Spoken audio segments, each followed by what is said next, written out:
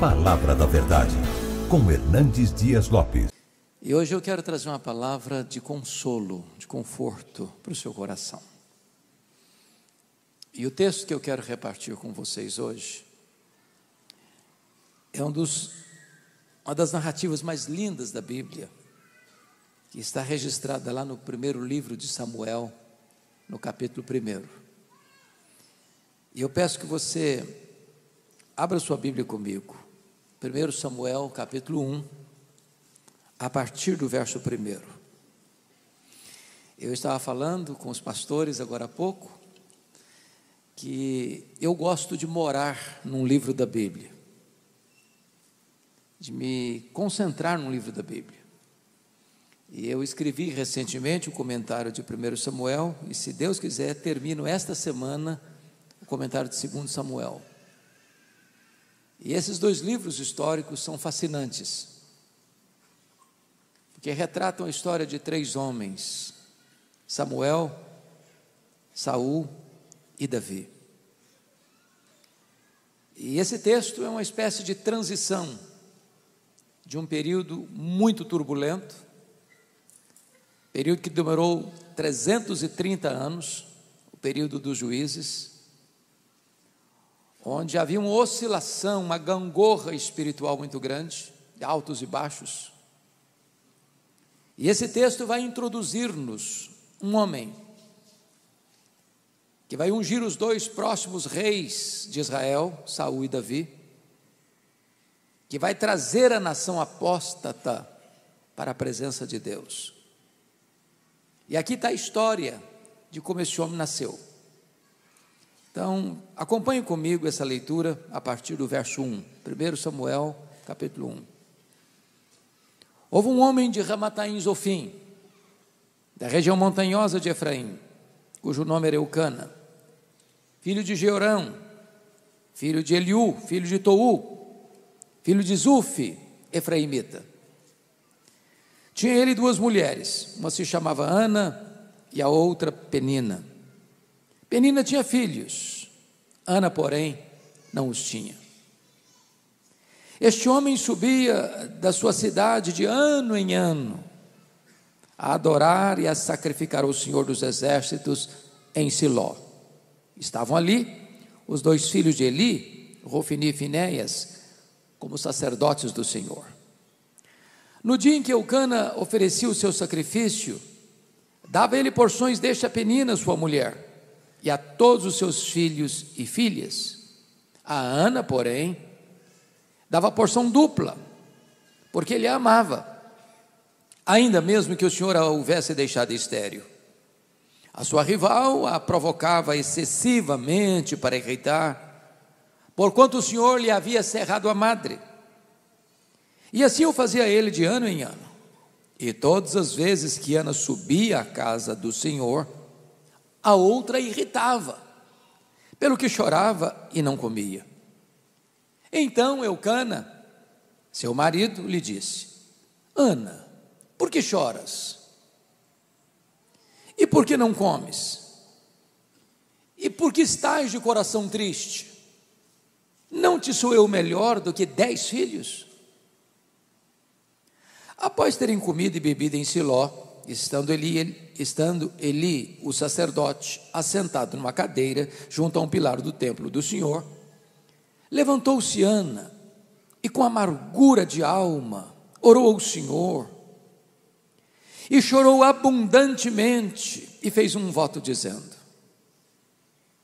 Senhor dos exércitos, se benignamente atentares para a aflição da tua serva e de mim te lembrares, e da tua serva te não esqueceres, e lhe deres um filho varão, ao Senhor o darei por todos os dias da sua vida, e sobre a sua cabeça não passará navalha.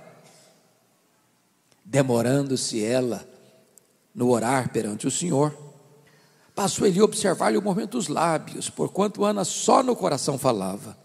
Seus lábios se moviam, porém não se lhe ouvia voz nenhuma. Por isso Eli a teve por embriagada e lhe disse: até quando estás tu embriagada? Aparta de ti esse vinho.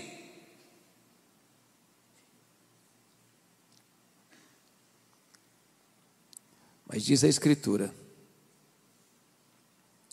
que ela respondeu: não, Senhor meu, eu sou mulher atribulada de espírito, não bebi nem vinho nem bebida forte, porém venho derramando a minha alma perante o Senhor. Não tenhas, pois, a tua serva por filha de Belial, porque pelo excesso da minha ansiedade e da minha aflição é que tenho falado até agora. Então respondeu ele: vai-te em paz, e o Deus de Israel te conceda a petição que lhe fizeste. E disse ela: acha a tua serva mercê diante de ti. Assim a mulher se foi seu caminho e comeu, e o seu semblante já não era mais triste. Levantaram-se de madrugada e adoraram perante o Senhor, e voltaram e chegaram à sua casa a Ramá. Eucana coabitou com Ana, sua mulher, e lembrando-se dela o Senhor, ela concebeu. E passado o devido tempo, teve um filho, a que chamou Samuel, pois dizia: do Senhor o pedi. Verso 26. Disse Ana a Eli: ah, meu Senhor, tão certo como vives, eu sou aquela mulher que aqui esteve contigo orando ao Senhor. Por este menino orava eu, e o Senhor me concedeu a petição que eu lhe fizera, pelo que também eu trago como devolvida ao Senhor por todos os dias que viver, pois do Senhor o pedi. E eles adoraram ali o Senhor. Amém. Bom, eu quero conversar com vocês sobre o seguinte tema: não desista de seus sonhos. Era o ano de 1952 na Nova Zelândia. Um grande esportista daquele país, Edmund Hillary, nutriu no seu coração um sonho inédito, audacioso, o sonho de escalar a montanha mais alta do planeta, o sonho de chegar no topo do Pico Everest com mais de 8.800 metros de altitude. Edmund Hillary preparou-se para aquela grande empreitada da sua vida, mas quando partiu para realizar o seu sonho, ele fracassou, não conseguiu chegar. Tempos depois, ele foi convidado para dar uma palestra em Londres, na Inglaterra, e quando ele entrou no auditório, propositadamente percebeu que eles haviam colocado uma grande gravura do Monte Everest na parede. Ele olhou para a gravura, abaixou a cabeça, cabisbaixo dirigiu-se à plataforma. Quando passaram-lhe a palavra, por um momento, ele esqueceu o auditório e voltou-se para a gravura e disse: Monte Everest, da primeira vez tu me derrotaste, tu não podes crescer mais, mas eu ainda estou crescendo. Da próxima vez, eu te vencerei.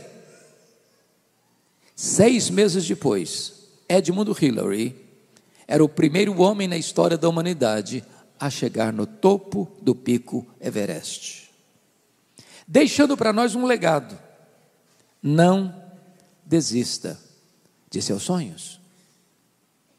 Eu sei que todos vocês têm sonhos, todos nós os temos. Quem não sonha não vive. Quem desistiu de sonhar, desistiu de viver. Mas é provável que nesta noite haja alguém aqui que tenha perdido os seus sonhos mais bonitos pelas estradas da vida. Talvez haja entre nós aqui alguém que viu os seus sonhos mais lindos se transformando em pesadelos. Quem sabe até mesmo haja entre nós quem enterrou os seus sonhos e colocou no túmulo de seus sonhos uma lápide: aqui jaz os meus sonhos.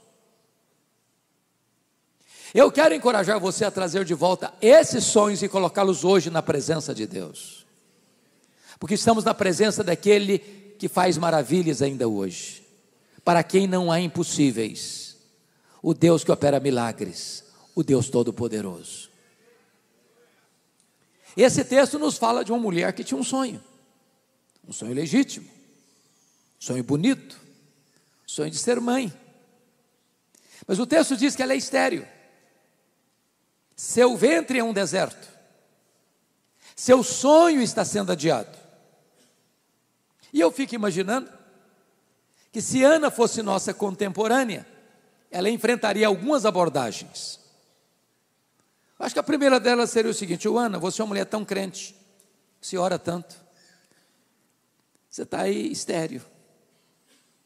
Você deve fazer uma análise mais meticulosa da sua árvore genealógica, porque é muito provável que haja alguma maldição hereditária incrustada aí na sua família. Enquanto você não quebrar a maldição hereditária, você não vai ficar curada. Só que o problema de Ana não era a maldição hereditária. Se Ana vivesse hoje, alguém chegaria para ela como os amigos de Jó, dizendo o seguinte: Ana, ninguém sofre sem causa. Toda causa tem um efeito. Você está estéril? Tem coisa errada na sua vida. Enquanto você não confessar esse pecado, você não vai ficar curada. Só que o problema de Ana não era pecado escondido. Se Ana vivesse hoje, talvez alguém mais audacioso chegaria para ela, dizendo o seguinte: Ana, deve ter algum demônio da esterilidade escondido aí na sua vida. O que você precisa fazer aí num culto de libertação. Só que o problema de Ana não era demônio. Confira comigo o versículo 5, por favor. Está escrito aí que o próprio Deus a deixou estéril. Confira o verso 6. Está escrito que o próprio Senhor cerrou a sua madre. De tal maneira que a doença de Ana não tem a ver com maldição hereditária, não tem a ver com pecado escondido, não tem a ver com demônio. A doença de Ana tem a ver com Deus. Bom, mas isso dá um nó na nossa cabeça. Porque se Deus é bom, e Deus é. Se Deus tem o melhor para nós, e Deus tem, como é que Deus pode adiar os nossos sonhos e os nossos sonhos mais legítimos? É sobre isso que quero conversar com vocês. Em primeiro lugar, Deus adia os nossos sonhos para nos ensinar a verdade gloriosa, que o Deus das bênçãos é melhor do que as bênçãos de Deus. A maior necessidade nossa não é de bênção, é do abençoador. Não é de coisas, é de Deus. Você poderia ter todas as dádivas de Deus, todas as benesses da graça comum de Deus: saúde, prosperidade, família, amigos, reconhecimento. Se você não tem Deus, tudo isso não é capaz de preencher o vazio do seu coração. Só Deus satisfaz a sua vida. Porque o sonho de Ana foi adiado, ela começa a buscar a Deus como nunca buscara outrora. Para ela entender que ela precisava colocar Deus no topo da sua agenda, no primeiro lugar do seu coração.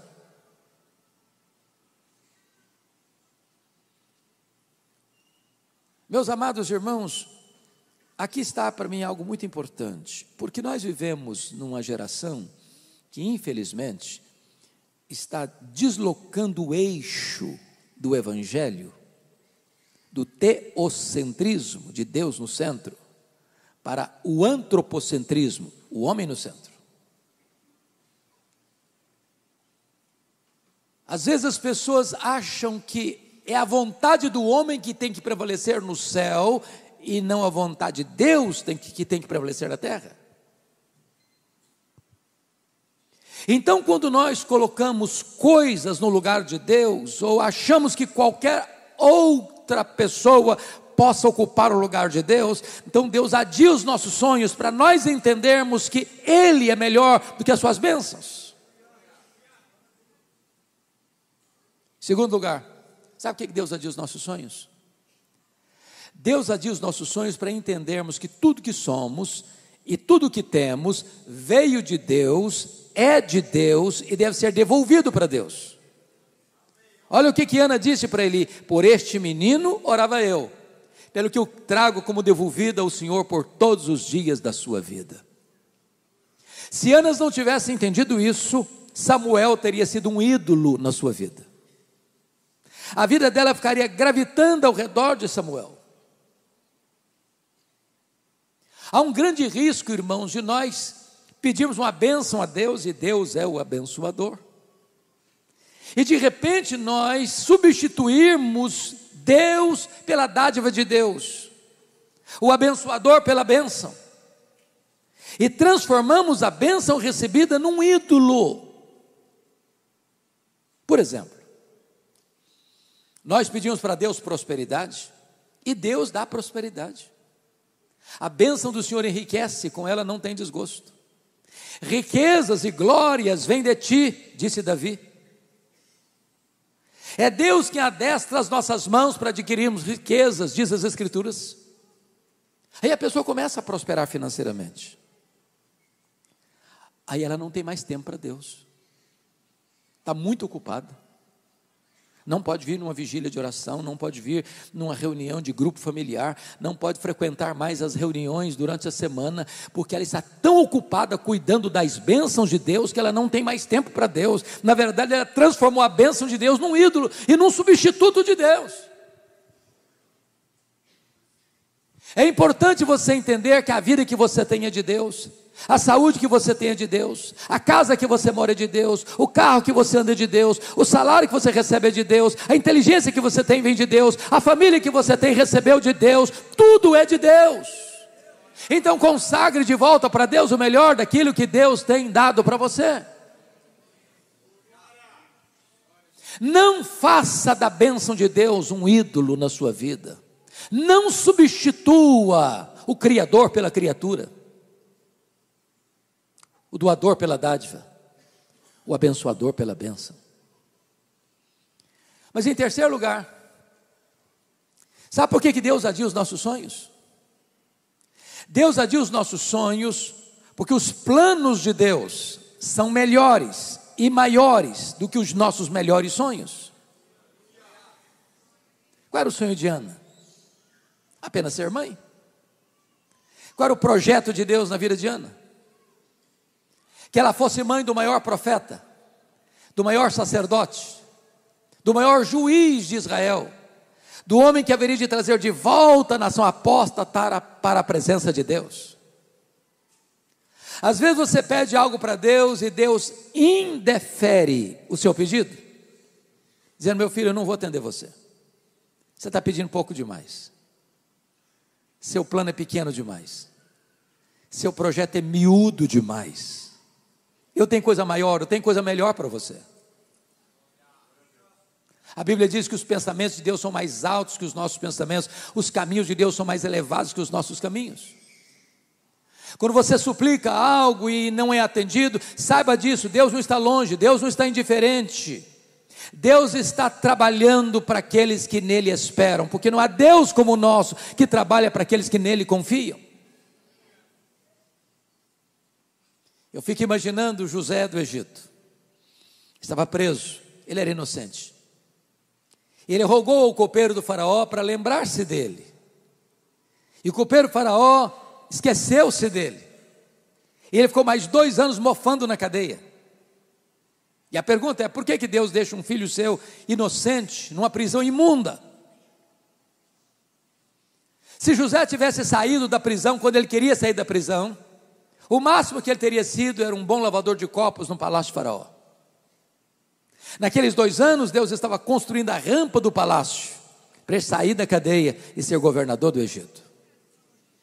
Os planos de Deus são mais altos que os nossos planos. O pensamento de Deus é melhor do que os nossos melhores sonhos. O Senhor nos ensinou a orar, e nos ensinou a orar assim: pedi e dar-se-vos-á, buscai e achareis, batei e abrir-se-vos-á, porque todo o que pede, recebe, todo o que busca, encontra, todo o que bate, abrir-se-lhe-á. Isso é o que ele ensinou. Às vezes nós entendemos o contrário. Às vezes nós entendemos assim: todo o que pede, recebe o que pede. Não, isso não está na Bíblia. Não está na Bíblia. O que está na Bíblia é: todo o que pede, recebe. Ai de nós, se estivesse na Bíblia assim: todo o que pede, recebe o que pede. Nós estaríamos arruinados. Sabe por quê? Diz a Bíblia que nós não sabemos orar como convém. Às vezes nós pedimos para Deus uma pedra, pensando que estamos pedindo um pão. Às vezes nós pedimos para Deus uma cobra, pensando que estamos pedindo um peixe. Às vezes nós pedimos para Deus um escorpião, pensando que estamos pedindo um ovo. Às vezes pedimos para Deus que vai nos destruir, pensando que estamos pedindo que vai nos dar vida. Deus ama tanto você, Deus gosta tanto de você, Deus se importa tanto com você, que Ele não atende todas as suas orações. Sabe por quê? Porque os planos de Deus são melhores do que os nossos sonhos. A vontade de Deus é boa, é agradável e é perfeita. Mas em quarto lugar, sabe por que Deus adia os nossos sonhos? Deus adia os nossos sonhos porque Ele é Deus, livre e soberano, que faz todas as coisas conforme o conselho da sua vontade. Confira comigo, por favor, no capítulo 2, versos 6 a 8, no Cântico de Ana.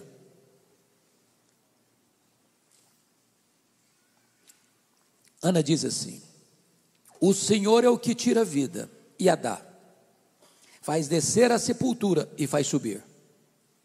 O Senhor empobrece e enriquece, abaixa e também exalta. Levanta um pobre do pó e desde o monturo exalta o necessitado, para o fazer assentar-se entre príncipes, para o fazer herdar o trono de glória, porque do Senhor são as colunas da terra e assentou sobre elas o mundo. Às vezes eu vejo gente que em nome de uma fé robusta, beiram a blasfêmia, quando chegam para Deus, petulantemente, e dizem assim: Deus, eu exijo,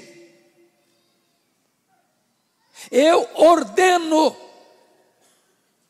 eu proíbo, eu decreto, e ai de Deus se não atender. Até parecem que essas pessoas estão assentadas num alto e sublime trono, e Deus está no escabelo de seus pés.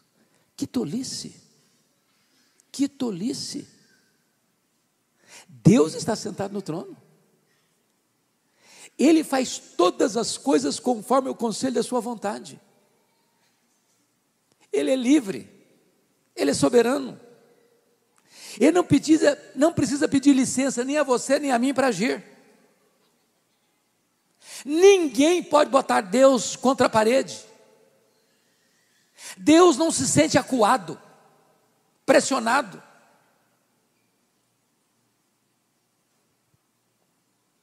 Por outro lado, quando Deus age, ninguém pode impedir a sua mão de fazê-lo. Alguns do alto da sua sapiência teológica, tolamente dizem assim: Deus fez, mas não faz mais. O tempo dos milagres foi lá no passado. Não, a Bíblia nos diz que Jesus é o mesmo ontem, é o mesmo hoje e o mesmo para sempre. O nosso Deus não está aposentado, Ele não está numa cadeira de balanço, Ele está no trono. Ele é Deus, Ele é soberano, Ele levanta reis, Ele abate reis, Ele levanta reinos, Ele abate reinos, Ele dá a vida, Ele tira a vida, Ele empobrece, Ele enriquece, Ele pega o pobre do monturo e o faz assentar-se entre príncipes. Ele é Deus. Eu fico imaginando que Ana, como uma mulher crente que era, bem instruída, como os crentes de fato são, eu acho que ela deve ter procurado o melhor tratamento para a sua saúde em Ramá. Eu acho até mesmo que Ana trazia na sua bolsa, que toda mulher tem uma bolsa, e os homens até hoje não conseguem entender porque elas gostam tanto de bolsa. Eu acho que ela trazia nessa bolsa os últimos exames da junta médica de Ramá, dizendo para ela assim: não tem jeito. Mas Ana entendia outra coisa: se Deus quiser, tem jeito. Por isso ela orava, por isso ela chorava, por isso ela insistia com Deus, porque na verdade não tem causa perdida para Deus, não tem doença incurável para Deus, não tem casamento sem recuperação para Deus. Deus pode tudo quanto Ele quer, basta uma palavra, basta um sinal do seu favor.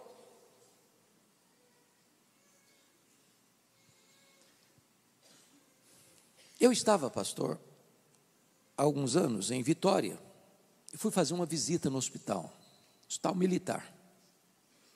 Quando eu chego, tinham 3 pessoas na porta do hospital, e quando eu me aproximo, percebo que eram da minha cidade, lá do interior do Espírito Santo.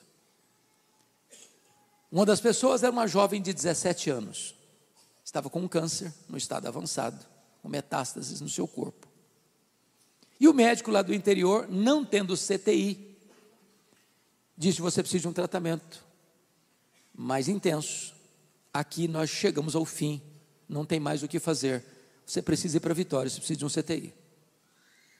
Ela chega no hospital, não tinha plano de saúde, também não tinha vaga. E eu, amigo do diretor do hospital, entrei no seu escritório, conversei com ele. Por um bom tempo eu disse: pastor, não tem jeito, você não pode tirar um paciente para botar outro. Hoje, eu não posso receber essa pessoa aqui. Confesso que eu voltei um pouco frustrado para a porta do hospital e disse para ela: minha filha, não tem jeito, aqui não tem jeito.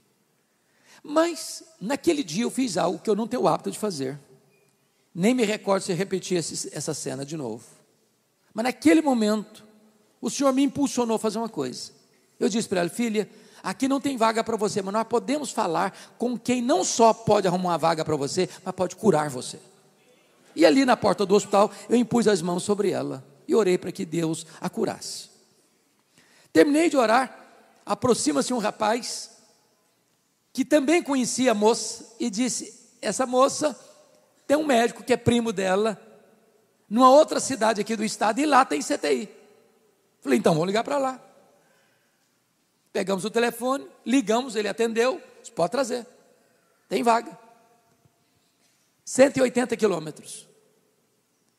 Ela leva todo o pacote de exames, ele examina o problema, a gravidade da situação, seus órgãos vitais muito atingidos. Ele bota a menina numa maca, começa a palpar o seu ventre, achou um pouco estranho, submeteu-a aos mais rigorosos exames, não tinha mais nada no seu corpo.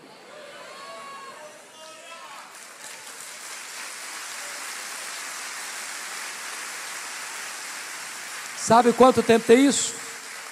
20 anos. Agora em dezembro, eu estava pregando na minha cidade,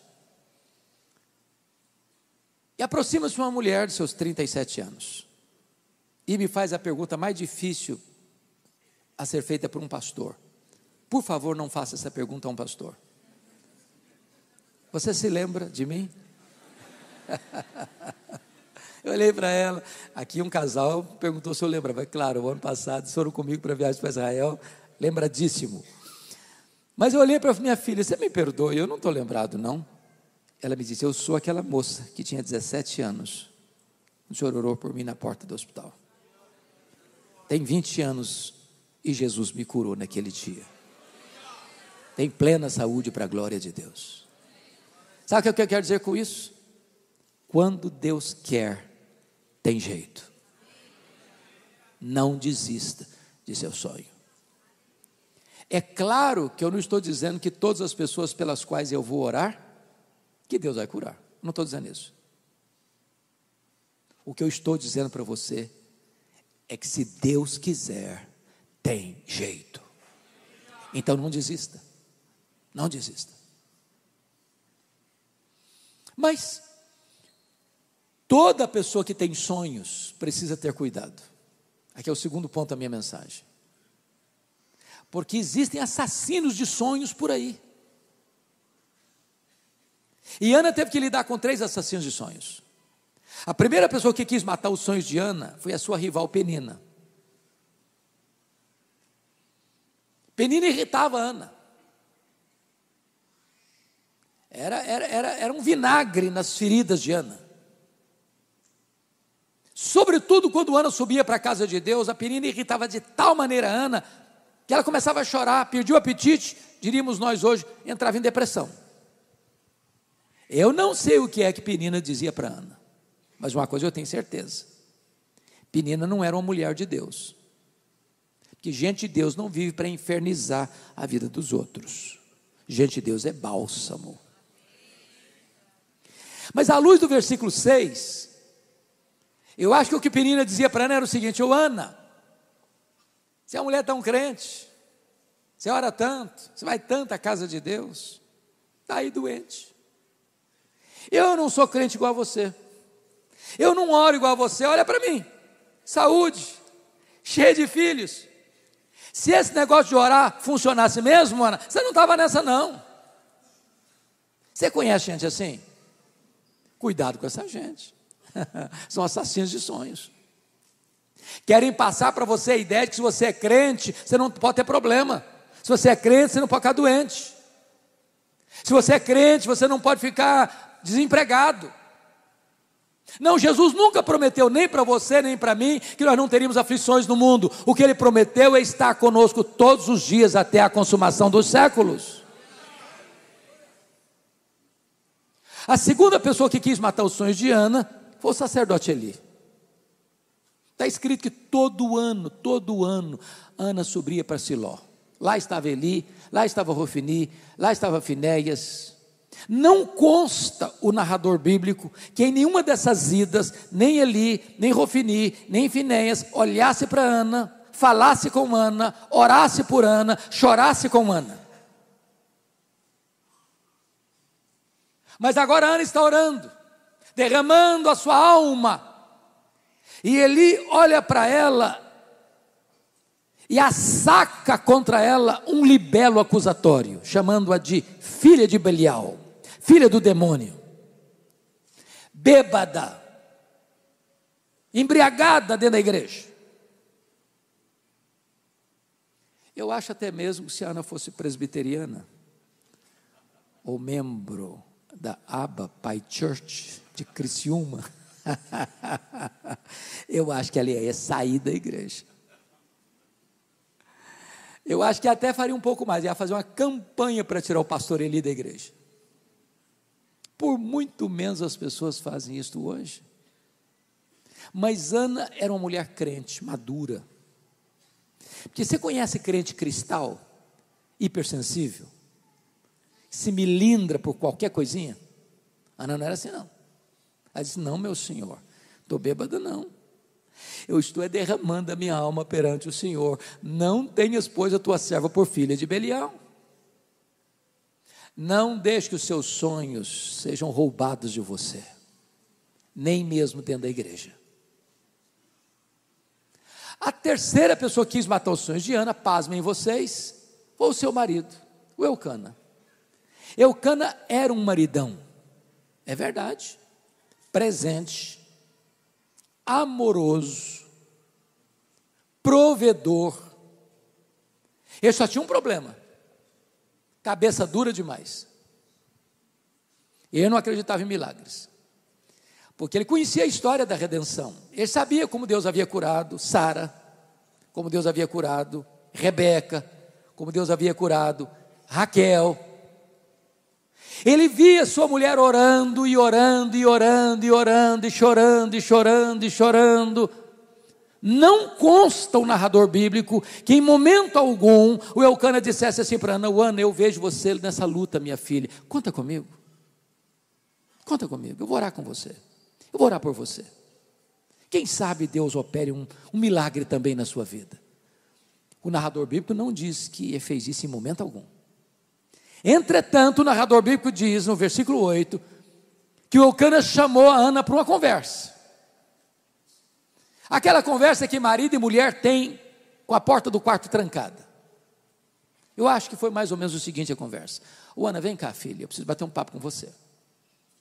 Não dá mais, né, Ana?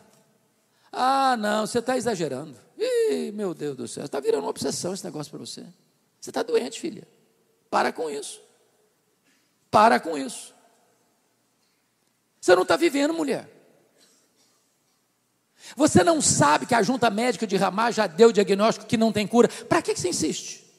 Numa causa perdida. Larga a mão desse sonho seu. Ô Ana, aliás, você não está nem curtindo o maridão que você tem.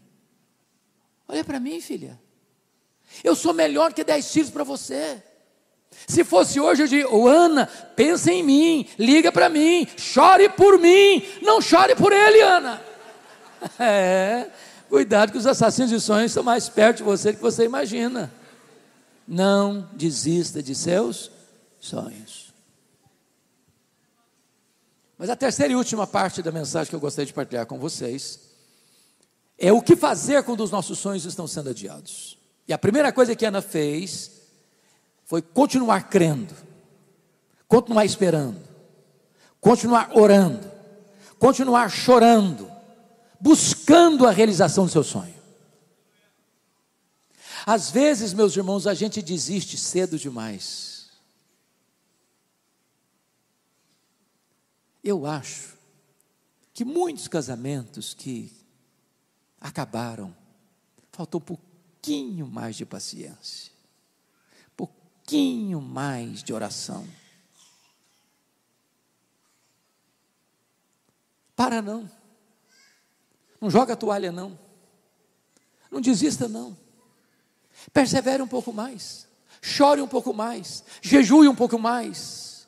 Ore um pouco mais. Creia mais.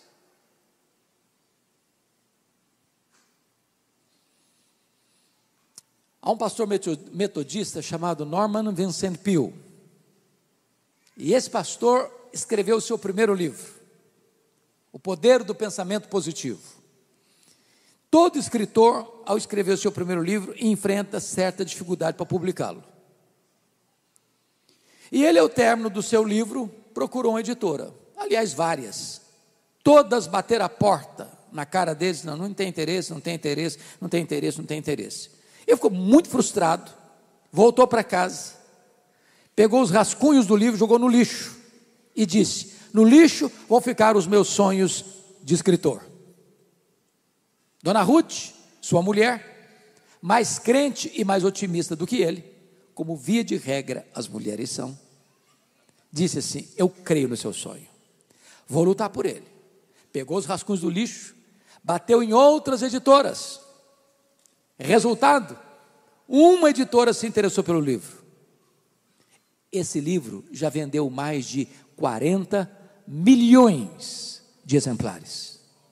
Um dos maiores best-sellers da literatura de todos os tempos. Estavam no lixo. Não desista de seus sonhos. Eu sempre gostei muito de política. E uma das personagens que mais me impressionam na política americana, por exemplo, foi Franklin Delano Roosevelt. Estudou em Columbia, estudou em Harvard, entrou na política, carreira brilhante. O sonho dele, entretanto, era ser presidente dos Estados Unidos da América. Porém, com 39 anos de idade, ele sofreu poliomielite e foi para uma cadeira de rodas paraplégico. Alguém se aproxima dele e disse: Franklin Delano Roosevelt, você jamais será presidente dos Estados Unidos numa cadeira de rodas. E ele respondeu: eu jamais vou desistir. Foi o único homem até hoje na história americana que foi eleito e reeleito presidente dos Estados Unidos da América 4 vezes consecutivamente numa cadeira de rodas. Não desista de seus sonhos. Segundo ponto, o que fazer quando os nossos sonhos estão sendo adiados? Você deve crer nas promessas da palavra de Deus. Veja comigo o versículo 17. Porque se Eli falara para Ana uma tolice, essa tolice Ana não hospedou no seu coração. Meus irmãos, notinha de rodapé aqui. Notinha de rodapé. Pastor, eu já vi, nesses 41 anos de ministério, gente doente mesmo. Porque um dia escutou do pai, ou da mãe, ou do marido, ou da esposa, ou do patrão, ou até de um líder religioso, uma palavra torta, que entrou como uma flecha envenenada no coração, e aquilo adoeceu a alma.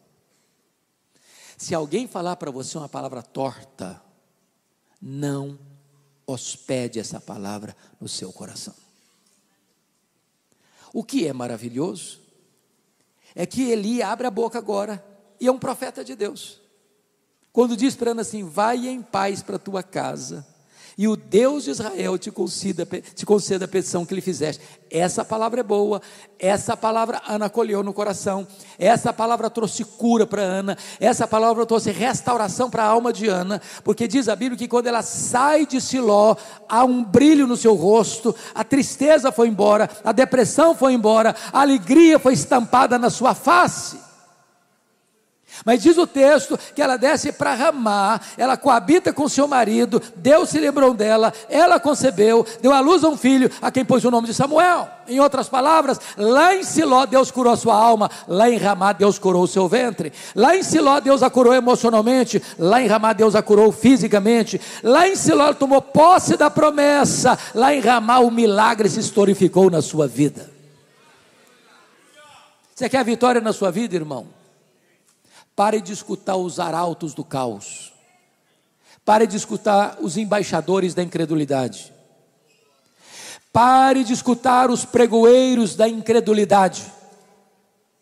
Você quer vitória na sua vida? Abra a sua Bíblia, leia a sua Bíblia, conheça as promessas de Deus, viva as promessas de Deus, creia nas promessas de Deus, aproprie-se das promessas de Deus, porque promessa de Deus e realidade são a mesma coisa.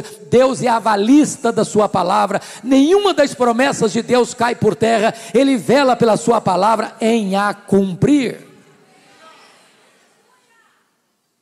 O que fazer quando os nossos sonhos estão sendo adiados? Terceiro lugar,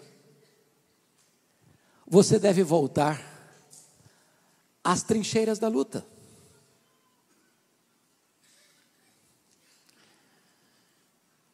Entendamos isso. O que Ana queria? Ser mãe. No plano humano, fala no plano humano, bem nosso aqui. O que Ana fazia o tempo todo? Chorava, chorava, chorava. Semblante abatido. Uma mulher que chora, chora, chora, e o semblante está abatido, ela nem sequer consegue atrair seu marido.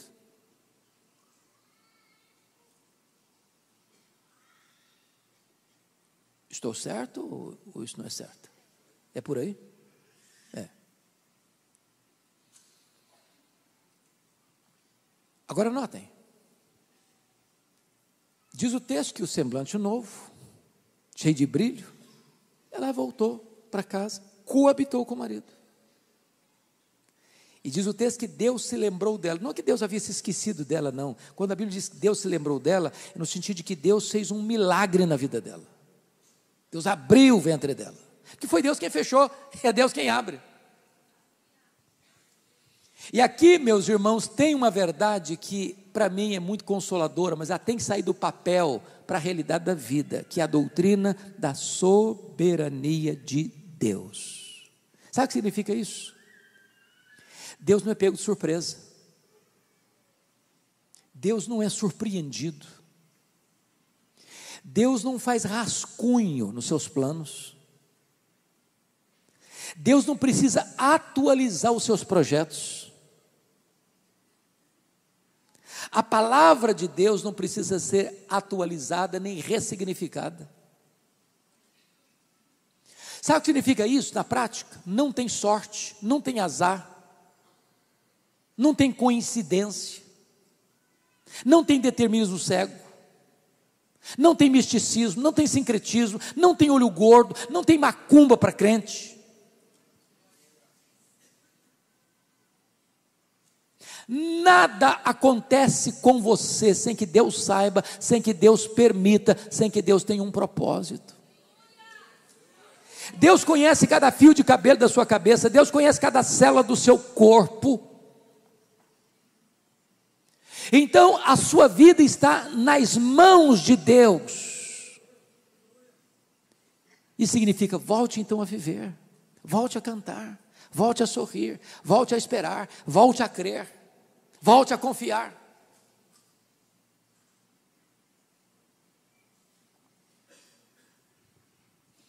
Crente tem que ser animado, sabia? Animado. Não combina crente abatido, não. Há um autor que eu gosto de ler, muito embora não seja evangélico. Og Mandino. Se você nunca leu O Maior Vendedor do Mundo, que é um livretinho, vale a pena ler. Vale a pena. Mas o que me impressiona em Og Mandino é que aos 30 anos de idade, ele está falido financeiramente, bêbado, jogado numa sarjeta, abandonado pela esposa e pela filha, pensando em suicídio. 10 anos depois, Og Mandino está no topo da fama mundial, escrevendo livros lidos e traduzidos para outros idiomas, encorajando as pessoas a viverem com otimismo. E eu fico pensando, se um cara que não é crente consegue viver com otimismo, e nós, servos do Deus Altíssimo, que podemos dizer, este é o dia que o Senhor fez, alegremo-nos e regozijemo-nos nele. Todo dia você deve abrir a porta do seu quarto e dizer, meu Deus, pode ser hoje, aquela causa, aquela luta, Senhor, pode ser hoje. Hoje é um dia único, hoje é um dia de oportunidades, hoje é um dia de andar na tua presença, hoje é um dia de eu fazer a tua obra, hoje é um dia de eu experimentar os teus milagres. O que é curioso é que no seu livro autobiográfico, o Og Mandino dá um conselho muito simples e prático para você começar o seu dia animado. Me permita perguntar, qual o principal jornal de Santa Catarina? Jornal impresso. Qual o principal? Diário Catarinense. Então o conselho é o seguinte, bem de manhã, antes do café. Ninguém hoje compra mais jornal quase, né? Mas vamos imaginar que você, 20 anos atrás, vai lá na banca, compra o jornal Catarinense. Abre o jornal. Só um detalhe, por favor. Não comece a leitura pelas páginas políticas, você vai ficar depressivo. Pula essa página, pula logo. Claro, você não vai querer começar o seu dia lendo as páginas econômicas, porque o negócio está ficando esquisito. Então, pula logo também essa página. Bom, você não é tão corajoso para começar o seu dia lendo as páginas policiais, você vai ficar com medo de sair de casa, então pula também essa página. Bom, gente, vocês também não vão querer começar lendo o seu jornal pelas páginas esportivas, porque se você, como eu, um flamenguista, nós não estamos nada contentes com o que aconteceu ontem à noite. Então pula essa página também. Você quer começar o seu dia animado? Faz o seguinte, comece pela página do obituário, a lista das pessoas que morreram. Só um detalhe, você tem que ler tudo. Tudo. Quando você terminar essa leitura, você vai descobrir algo fantástico. Você vai descobrir que o seu nome não está nesta lista. Você vai descobrir que as pessoas que estão nesta lista dariam tudo para estar no seu lugar, mas elas estão mortas. Você vai descobrir que você está vivo, e se você está vivo, um milagre de Deus pode acontecer na sua vida hoje. Não desista de seus sonhos.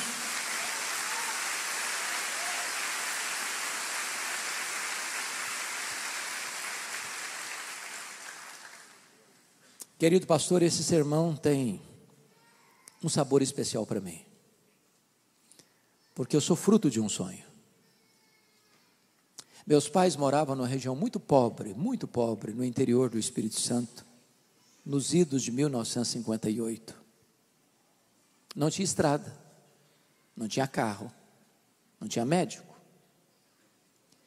Quando uma pessoa ficava doente, ela era transportada 40 quilômetros, onde ficava o médico, numa padiola, um lençol amarrado, num varal, e 2 pessoas caminhando até lá. A minha mãe estava grávida do seu último filho, no estado adiantado de gravidez. Caiu gravemente enferma. Meu pai sabia que ela não suportaria uma viagem de padiola de 40 quilômetros. Mandou chamar o médico. Bondosamente ele veio. A examinou e disse: essa mulher vai morrer. Ela está muito doente, ela está muito fraca, e a criança que está no ventre dela está em agonia de morte. A única chance de salvar esta mulher é sacrificar a criança. Se não tirar a criança, impossível dela sobreviver. A minha mãe, que já era uma mulher crente na época, tomou uma outra decisão. Disse: eu não abro mão desse filho, eu não desisto desse filho. Eu estou pronto a morrer com ele, a morrer por ele, a dar minha vida por ele, mas eu não desisto dele. E naquele momento a minha mãe fez um voto para Deus e disse: meu Deus, se tu poupares a vida do meu filho, se tu poupares a minha vida, eu consagro este filho para ti, para que ele seja um pregador da tua palavra, para que ele seja um pastor. Deus ouviu a oração da minha mãe e eu nasci.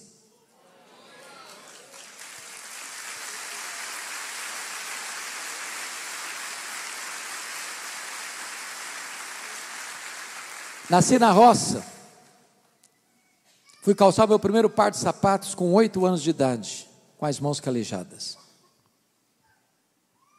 Aonde eu morava não tinha escola, só escola primária. Nunca ninguém tinha saído dali para fazer além de 4ª série primária.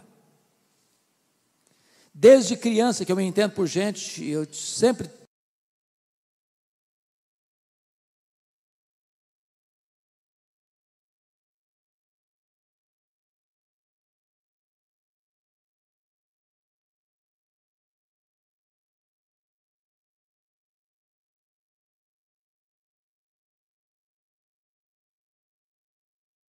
me alfabetizou por providência divina, estava se mudando para a capital do estado. E sabendo do meu sonho de estudar, ela me perguntou: você tem coragem de vir comigo? E eu respondi para ela: se os meus pais deixarem, eu vou. Eu nunca tinha dormido uma noite fora de casa. Com 12 anos, eu nunca tinha visto uma lâmpada elétrica, era lamparina de querosene. Com 12 anos, eu nunca tinha visto um aparelho de televisão. Com 12 anos, eu nunca tinha entrado numa cidade. Com 12 anos, eu deixei meus pais, subi na carroceria de um caminhão e fui parar no pior bairro da Grande Vitória, Cobi de Baixo, dentro de um mangue, do lado de um prostíbulo, um barraco de tábuas de 4 cômodos, com 10 pessoas. Louvo a Deus pela minha professora. Mas foram tempos dificílimos. Muitas vezes, irmãos, muitas vezes, eu namorei um pão de sal na vitrine de um botequim, com o estômago fuzilado pela fome, e não tinha dinheiro para comprar um pão de sal para comer.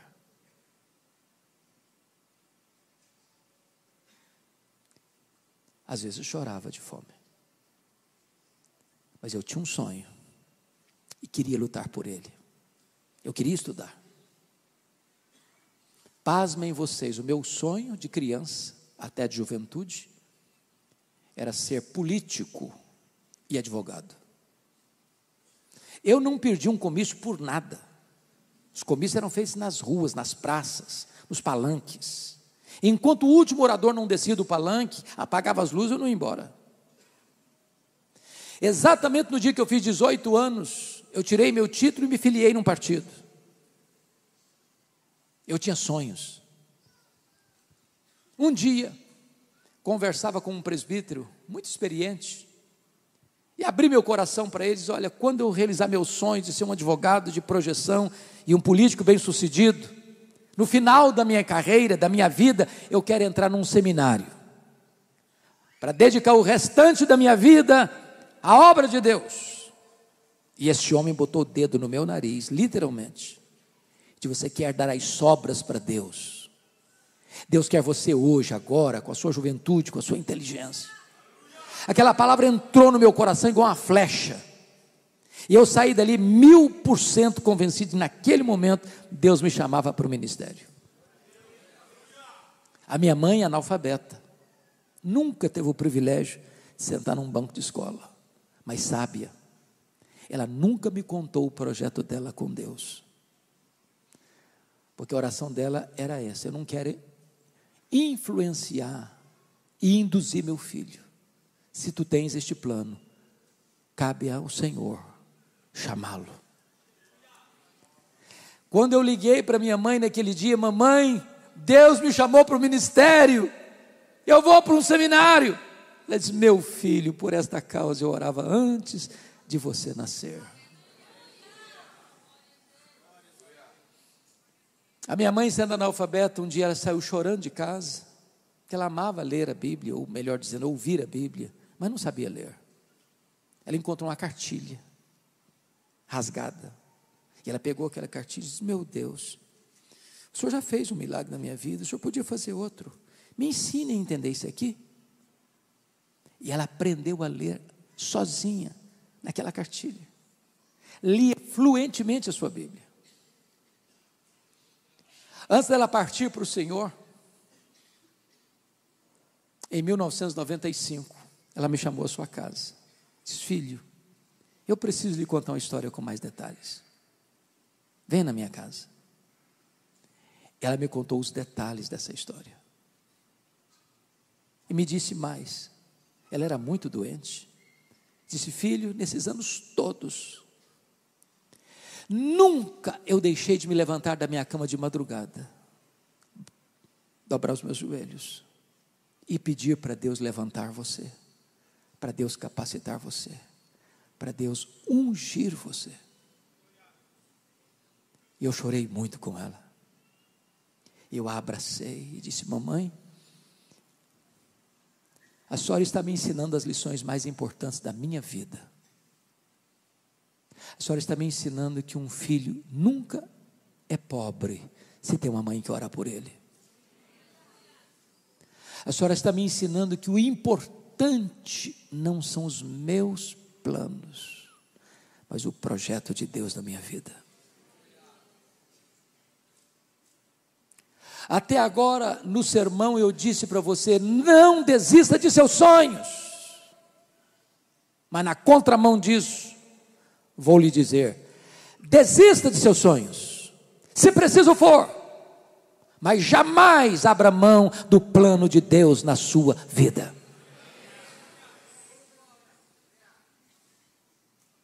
Eu quero orar com vocês nessa noite. E me permita, pastor, em primeiro lugar, eu gostaria de fazer uma oração muito específica. Se nós temos alguma irmã querida, ou algum irmão querido, que anseia ser pai, ou anseia ser mãe, está fazendo tratamento há tempos, há anos, eu queria orar especificamente por vocês. Primeiramente, Deus tem me dado a bênção de ver respostas tão lindas nesse sentido. Então, enquanto a igreja, eu gostaria que todos agora estivessem em momento de oração, com os olhos fechados, para não constranger ninguém. E se você está aqui hoje, mulher, homem, e espera de Deus um milagre nesta área, de conceber, de ter filhos, onde você está? Levanta a sua mão, eu quero orar em seu favor. Amém. Amém. Amém. Amém, amém. Amém, amém, amém. Amém, amém, amém. Amém. Amém, amém. Deus,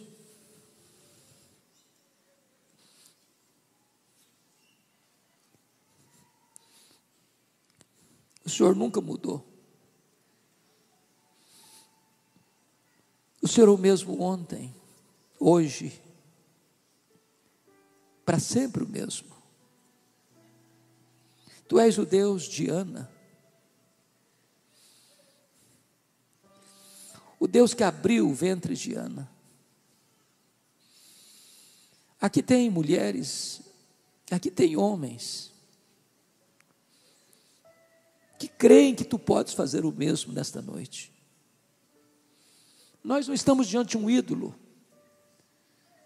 nós estamos diante do Deus vivo, todo-poderoso.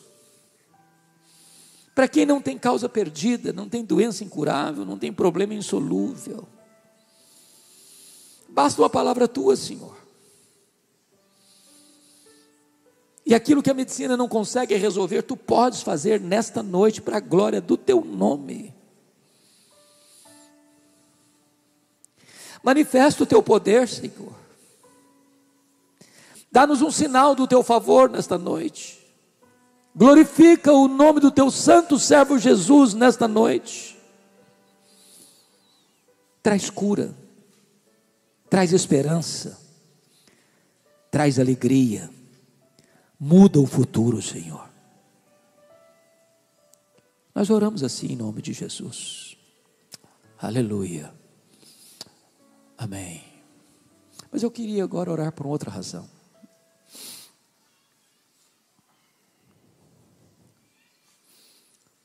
Você que veio aqui hoje, está passando uma luta no seu casamento, na sua família. Você que tem sofrido, chorado às madrugadas, pensado até em desistir. Deus está aqui hoje. Ele pode restaurar, Ele pode pegar os cacos, fazer um vaso novo, dar perdão, dar restauração, dar recomeço. Enquanto a igreja está com os olhos fechados em oração, se você anseia uma visitação de Deus no seu coração, no seu casamento, na vida de seus filhos, da sua família, levante uma das suas mãos, eu quero orar por vocês nessa noite.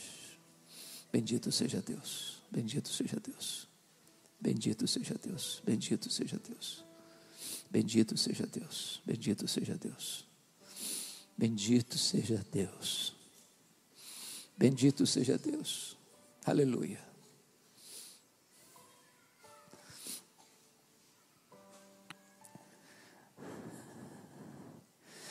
Senhor Deus,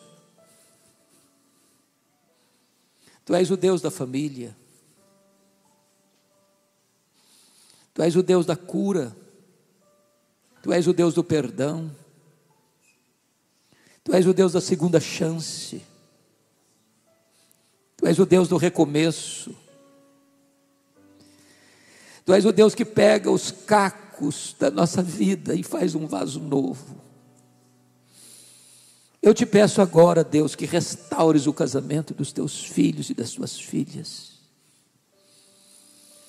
Se algum pai, se alguma mãe está sofrendo por causa dos filhos, converta o coração dos filhos aos pais, o coração dos pais aos filhos. Manifesta nesta noite o teu poder, Senhor. Que os céus desçam na terra, que milagres de cura e restauração de relacionamentos ocorram nesta noite, para a glória do teu nome.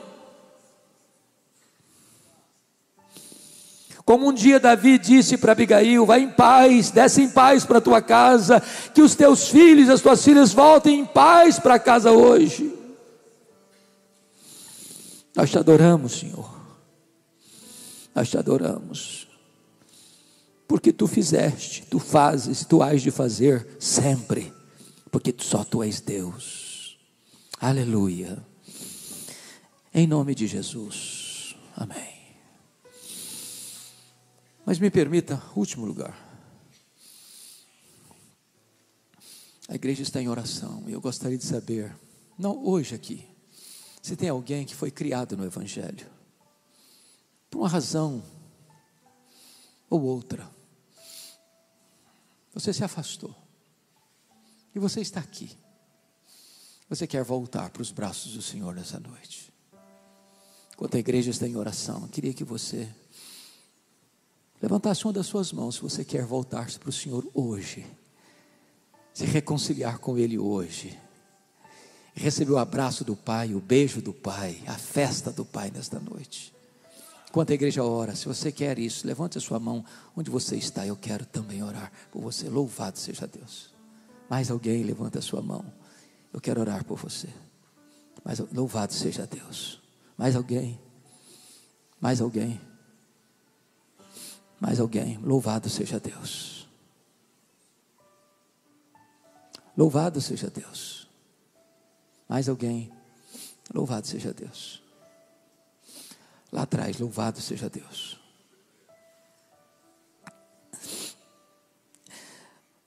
Meu Deus, Deus de toda graça, nós te adoramos,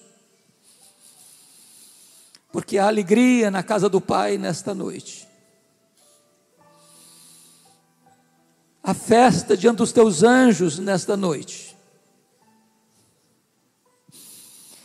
Temos a convicção de que tu estás de braços abertos para acolher, para abraçar, para beijar, para perdoar, para celebrar a volta daqueles que são tão amados por ti. Ah, Senhor, visita a tua igreja nesta noite. Derrama sobre nós a luz do teu rosto. Sê propício a nós. Vivifica o nosso coração, para que jamais abramos